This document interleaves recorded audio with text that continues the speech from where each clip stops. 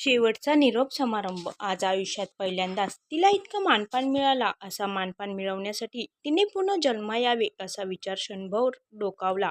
आज तिच्या घरी सर्वच आले, माहेरची, सासरची, मानाचे अन पानाचे. तिनेही नाही कुणाच्या पायाला हात लावला, तरी कुणाला तिचा राग नाही आला. खरंच आज तिचा पाहुणचार वेगळाच झाला.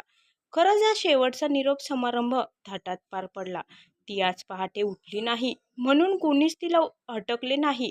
उशिरा का असेना तिने उठावे, सगळ्यांनीच तिच्या विनवण्या केल्या.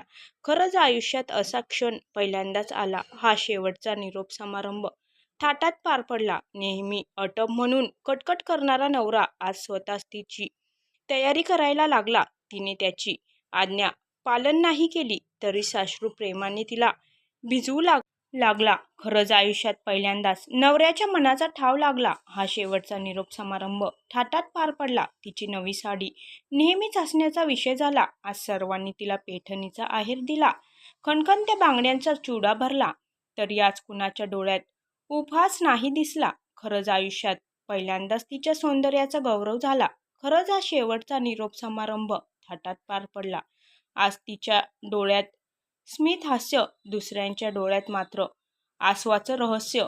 तिचे हात कुणाचे अश्रू नाही पुसायला गेले, तरी प्रत्येकजण तिच्यासाठी हळहळला. खरंच आयुष्यात पहिल्यांदाच जग तिच्यासाठी रडलं. हा शेवटचा निरोप समारंभ थाटात पार पडला. आज तिला कुणाचीच पर्वा नव्हती.